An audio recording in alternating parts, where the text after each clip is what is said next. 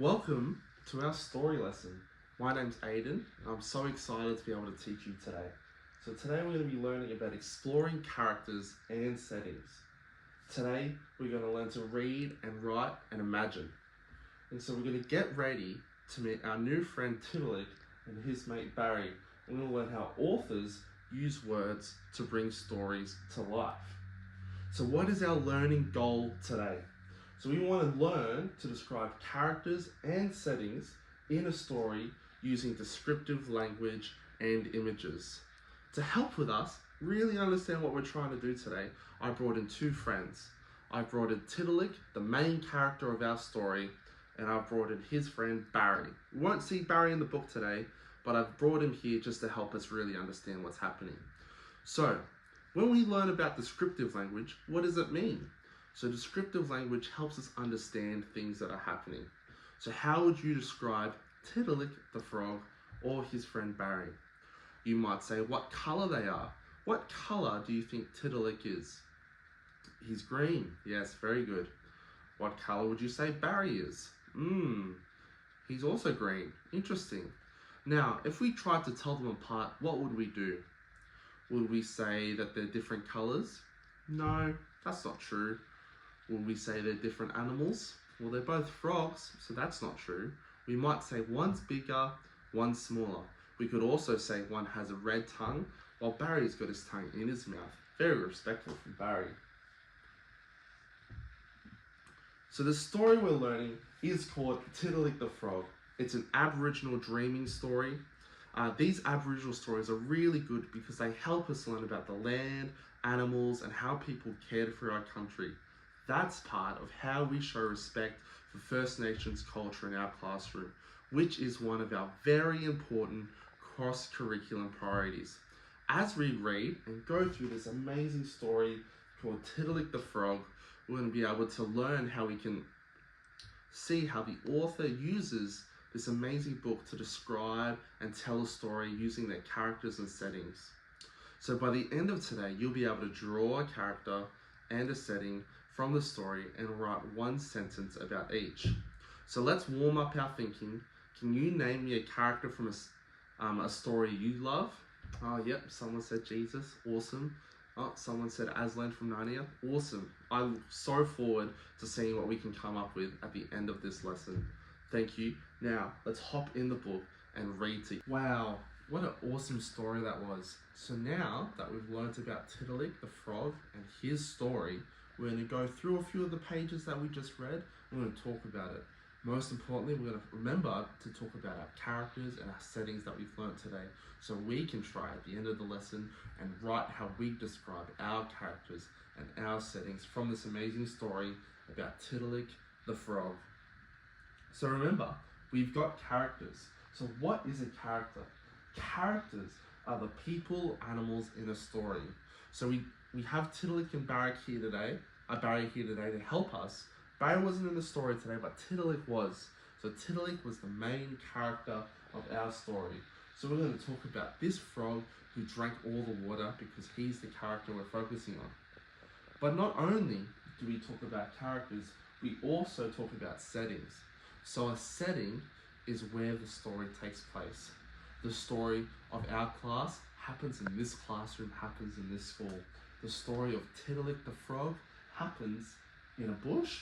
No. In a forest? No. It happened in a billabong. So that is the setting where our story took place. So we are learning about characters, and we're learning, more importantly, how to describe characters with words. So we've got a bit of a hint here how we would describe Tiddalik in the story with that frog and the cup of water. But let's go through this little page here from the story and let's come to our own conclusion about what words should we use to describe characters in this story. So remember, once upon a time in the dreaming, there lived a frog called Tiddalik. Tiddalik lived in the Wollombi Valley in the creation era. He was a greedy frog. He wanted to be the biggest frog in all the land. Can anyone tell me what word we just used to describe Tiddalik? Was it kind? Was it funny? No, it was the word greedy. Tiddalik was a greedy frog. See at the bottom line there? He was a greedy frog. What does greedy tell us about the character? Does anyone know what it means? Greedy means Tiddalik wanted more and more and more. And we saw that in the story. Tiddalik kept drinking and drinking and drinking all the water because Tiddalik wanted to become the biggest frog in all the land. Some other words that we might use when we're describing Tiddalik is selfish, pushy, bossy. To help you guys understand the word greedy a bit better, let me paint this picture. Say it's been a really hot summer's day. You just come back from lunch, you and two friends, and there's 3 cups of water with ice in them, and they're all there for you. Say you really want the water, and you're really thirsty, and you go, but you have all 3 cups of water. That's what Tiddalik did at the start. Imagine Tiddalik came in with his friends, came in with Barry. There was 2 little cups of water for Tiddalik and Barry, and Tiddalik just had both. That you would say that was greedy, and that's how we describe Tiddalik in the story. And that's what we're learning about today. We're learning how to describe characters in our story so we can become the best story writers possible.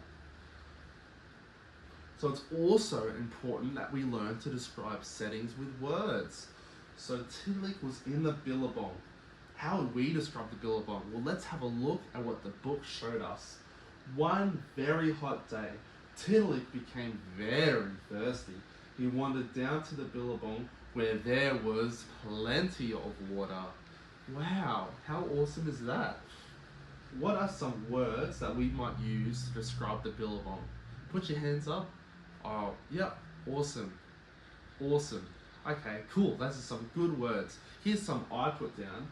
We could describe the billabong as wet because there's lots of water there. We could say on a very hot day, obviously Tiddalik was hot and flustered and wanted to drink some water, came down to the billabong where there was plenty of water.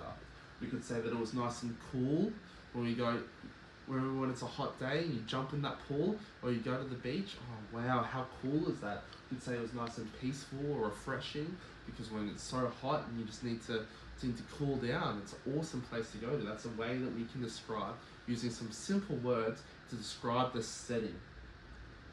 However, the billabong has a change.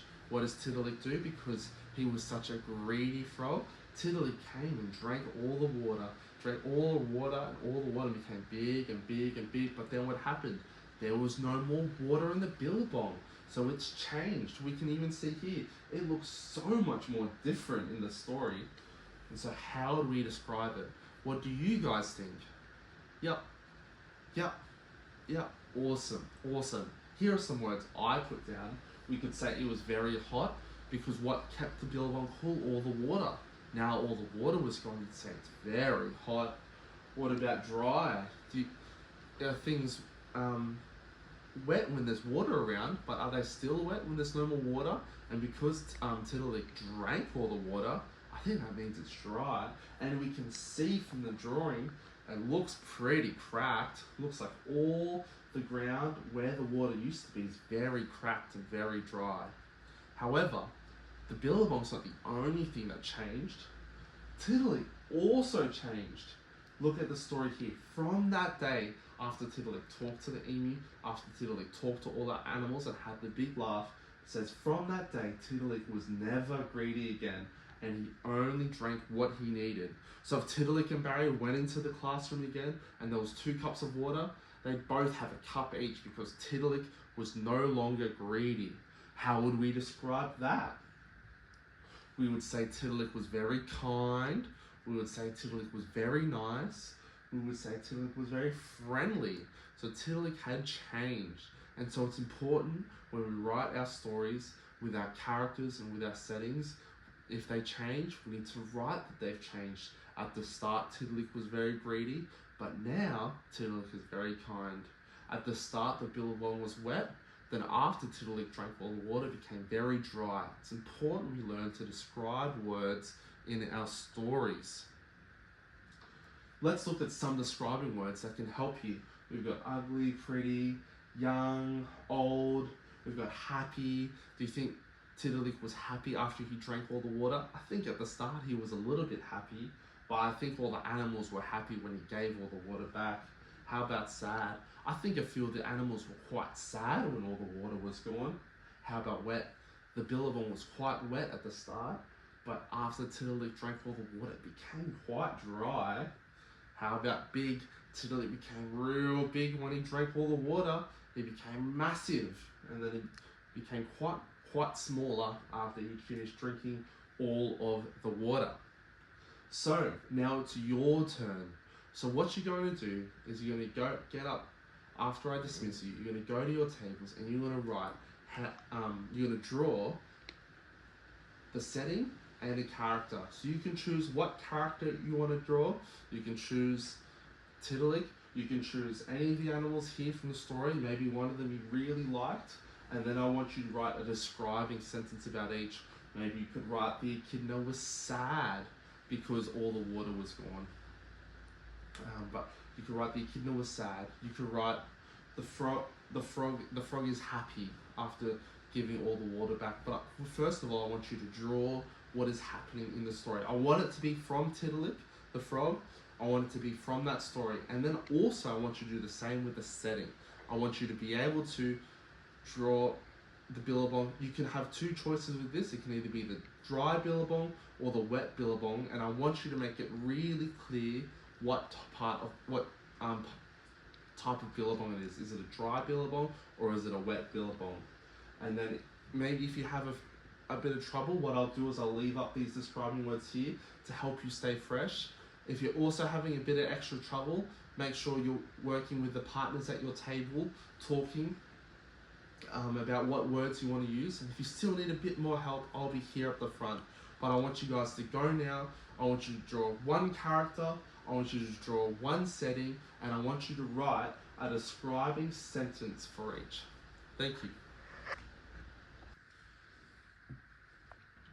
Wow, what an awesome lesson that was. Thank you so much, class, for being so involved, being such patient readers with our new story, who had so much fun learning about Tiddalik the frog and how awesome, how cool was it seeing how much he changed, how big he got, but also how much he changes from being a bad frog to a good frog, how he went from being greedy to being nice and friendly.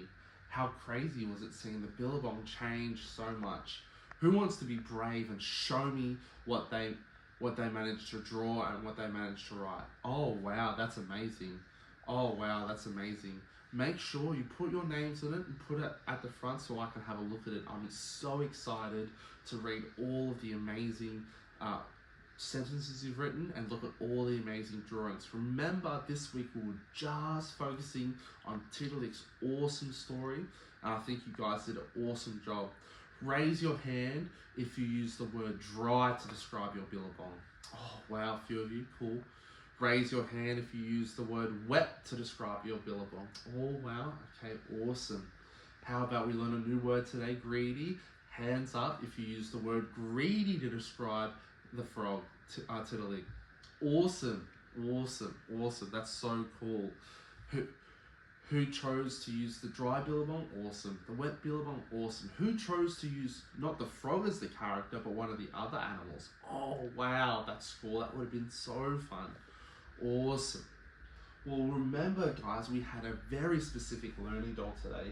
We wanted to learn and describe characters in settings in a story using descriptive language and images. So we're writing the sentences and drawing about these characters and settings that we learned about. Today we were just focusing on this awesome story of our new friend Tiddalik. But soon we're actually going to learn how to create our own stories with our own characters and our own settings. But it was really cool to learn about Tiddalik today because we got to learn about our awesome Aboriginal culture, which helps us understand and respect our country and culture so well, learning about the great stories they do. Give yourself a big frog clap, ribbit, ribbit. I thought you guys did amazing today. You were awesome listeners. I'm really excited to see how good you guys can get at describing your own characters. Maybe you'll have a frog, maybe you can have a frog in your story, and maybe you'll include Barry. It's up to you what you guys choose to do, but for today it was an awesome lesson in learning about how we can understand these characters, how they change, how we can best describe them, how we can draw what they are to us. I'm sure some of you would have drawn some big greedy frogs today, and I just cannot wait. So make sure that you put your name at the top of the paper and put it next to my desk, and I look so forward to reading all of them. Thank you so much, class. Look forward to talking to you guys soon. Thank you. Video, I've demonstrated both verbal and non-verbal communication. So obviously verbal communication occurred when I was talking to the students, I was articulating, I was being consistent. I found that I tried to be quite repetitive when I was talking about characters, when I was talking about settings, I was talking about new words like greedy. I tried to be quite clear and expressive in my language, so I was trying to set a tone that this might be a new concept for some young learners, and the goal was that they can use these descriptive words and the importance of descriptive words. I used the concept of change with the settings, so when the billabong went from dry to wet, and from wet to dry, with the change in that being, how would you describe it when the billabong's been all dried up with the water, and what language would you use when the billabong's got all the water? How would you describe Tilladuck the frog when he was greedy? How would you describe Tilladuck the frog after he'd given all the water back? Non-verbally, I used exaggerated facial expressions. I used the clay as a bit of like a reference point and a way of making these concrete ideas, these abstract ideas more concrete, using the visual prop of the clay and the slides to give the young learners a bit of a reference point. So it helped make the story engaging and relatable. I found using the story, like the reason why I used that story of Barry and Tilladuck coming in for a cup of water, that was just a way to make it relatable and help them understand these concepts and how we could describe the attributes of what those characters were exhibiting. And these strategies do align, I believe, with the early years framing, the early years learning framework's emphasis on multimodal learning communication, where these young learners have this opportunity to have direct instruction, but also that is done through multimodal facets, through the visual, through the kinesthetic, through their drawing, through their writing, through their understanding, through their discussing. Call and response, I find, is a super important way to gauge where the young learners are at, as a way of sort of observational assessment. Like when it's dry, how will we describe it? Would it say wet? And helping the young learners be a bit more accurate in the describing words that they're doing. I found the visual aid of greedy and the supporting words and going through those words and highlighting those words at a bit of a slower pace, but helping make that this abstract concept of describing attributes, not just physical attributes, but character attributes of being greedy, being kind, not just being what color is the frog or how big is the frog. I found that quite using the language, the consistent language, quite helpful in being able to convey how we can achieve the learning goal of these young students, especially in about a grade 2 classroom, be able to achieve a deep conceptual understanding of being able to describe characters and settings using both words and images.